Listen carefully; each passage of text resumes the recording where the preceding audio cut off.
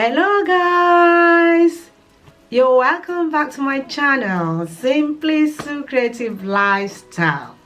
Okay, I want to say thank you to everyone for tuning in today as we discuss this important topic that is very paramount in our days today. We need help, don't we? Yes. Anyway, thank you to everyone for tuning into my channel. Thank you to my subscribers, and thank you for tuning in right now, either by accident or by recommendation. I appreciate you. Okay, so basically today I want to talk about a topic that is very important, both physically and spiritually. Everybody fasts. Most people fast these days anyway. In fact, most people fast. If you have been sent to the GP for a blood test or to the hospital for a blood test, there are times when you'll be asked to come fasting. Okay, that means you shouldn't eat or drink anything after a period of time. So if you have gone on one of those blood test type where you've been asked not to eat, you fasted, didn't you? So you fasted. So one way or the other, we're all fasting. And then we also know that some people fast because of their medical condition, and some people fast just to lose weight, to maintain their weight. And meanwhile, we have quite a lot of people that fast for spiritual purposes. So today I'm going to talk about fasting because it's applicable to most of us one way or the other. So what is fasting? Fasting basically is denying yourself of eating food and drink for a period of time, and whilst you're calling, praying, crying, or talking to God on some vital issues. There are two main means of fasting. Okay, you can do a dry fast, or you do a normal fast. The dry fast is where you deny yourself of food for a prolonged period of time whilst you're just taking in liquid, juice, water, tea. If you're in a country where the weather is cold, you take tea. So that is what you do. You don't eat daily.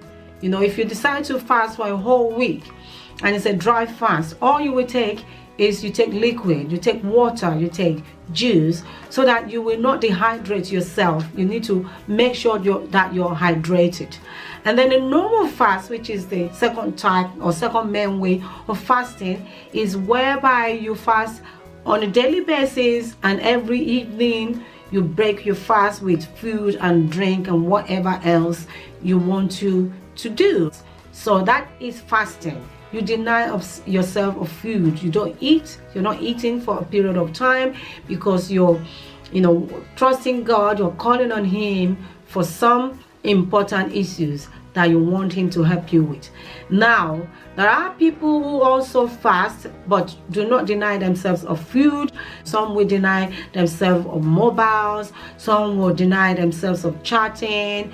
It could be some will deny themselves of sexual intimacy whilst they're fasting, and that is their own way of fasting. When you fast and you're fasting spiritually, you must ensure that you pray. That is spiritual fasting. You talk to God. You communicate with God. You speak to Him. You cry to Him. You humble yourself before Him. You open up yourself before Him. When you do that, you will connect with Him, and then He will speak to you. You will hear from Him. So having said that, now how do we fast? I'm going to take you to the book of Isaiah, chapter 58. He expects us to fast in a particular way and for particular reasons, and I just want to look at those reasons, which I think is really good, that people at this time of fasting for the nations and fasting for the world, and it just is absolutely great because that is one of the reasons, if not the main reason, why God expects us to fast. Okay, I'm reading Isaiah 58. And I will read from verse 2 because I don't want to take too much of your time. It says, "For day after day they seek me out. They seem eager to know my ways, as if they were a nation that does what is right and has not forsaken the commands of its God. They ask me for just decisions and seems eager for God to come near them. Why have we fasted, they say, and you have not seen it? Why have we humbled ourselves, and you have not noticed? Yet, on the day of your fasting, you do as you please. That is number one wrong reason for fasting. If you're fasting and you want God to attend to your prayer, you cannot just do whatever you like. You're fasting and you're just behaving anyhow. You're fasting and you're fighting. You're fasting, you're not praying. You're fasting, have bad mindset. You're fasting, you have wrong motives. You're fasting, you have evil in your heart towards your fellow men. God will not answer that because He's looking at your heart. He's not looking at your outward as appearance or expression. So it says in verse 4, your fasting ends in quarreling and strife. That is not the kind of fast that I want to, attend to, says God. Number 3 reason why when we fast and we fast wrongly is when you just fast so that people can see that you're fasting. You fast so that you can just show off. And the number 4 reason, it says you only humble yourself for the duration of the fast. So your humility only lasts for the time you're fasting. And then it says you put burden on people. You oppress them. You're oppressing people. You're engaged in malicious talk. It says if you do that and you're fasting, I'm not going to attend to you. So you see, we have to be careful. For you to have the power and the ability and yet you hold back and you're humble is a sign of strength. So let's look at the reasons why we should fast. The first thing that God expects us to do when we're fasting, the reason we need to fast, is to help to lose the chain of injustice. When you see injustice and you're really, really bothered about it, and you're, a person of faith, you shouldn't only just talk about it. You can fast about it. You can take it to God in prayer, in fasting. He also wants us to untie the cord of yoke on the people. A lot of people are going about with burdens, with challenges, with problems, and He wants us to help them, to untie that yoke, to kind of make life easy for them, to kind of encourage them, talk to them, speak to them. And the thing is, you can't just speak to people anyhow anyway. For them to be able to listen, to understand what you're saying, you need to take it to God in prayer first, in fasting. Fast about it before you go to somebody and say, what, I just want to encourage you, I just want to advise you. People don't want your advice anyway, so you need to be careful. Take it to God in prayer and in fasting, so in order to help them to break the yoke upon them. You also want us to help to set people who are in captivity free. A lot of people are in captivity, they don't know they're in captivity. When you have something that is overwhelming you, something that is in control of you, and you want to get rid of it and you cannot do it, then you need somebody else who is stronger, to help you to get rid of such a thing. So, and how can somebody be so stronger to help? That person needs to have some kind of power. So, in order to attain that power, we need to go to God in fasting, to cry out to God to say, look, I can see my brother is struggling with this problem. Maybe my brother is struggling with this addiction, and I know he wants to come out of it, but he just doesn't know. He couldn't help himself. Then I can take it to God in prayer, because that is, somebody being in captivity. We also want us to share our food with those who are hungry. Doing a charitable deed is good. It's not good in itself only, but when you are a person of faith, a Christian, you pray, you fast, and you also, do charitable deeds. It's absolutely great. And God wants us to give food to those who are hungry, to share our food. So when you're fasting and you're denying yourself of the food, that food that you're supposed to eat, why don't you just package it and go and give it to some people that do not have food? So it's good for us to share our food with other people who are hungry. That is so amazing. That is what Christianity is all about. He also wants us to fast to accommodate those who have nowhere to live, those who have nowhere to go, those who are homeless, those who are, maybe a friend, maybe a relative, maybe somebody that is struggling with accommodation. You might not have the accommodation to give them, but you might be able to help them to get accommodation.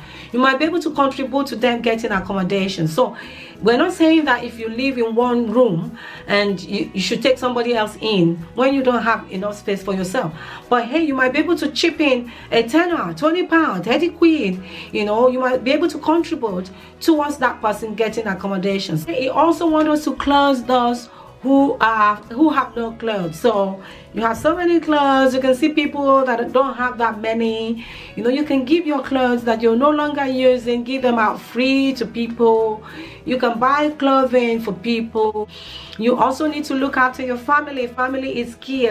Okay, and then it says we should fast, you know, by not pointing at accusing fingers.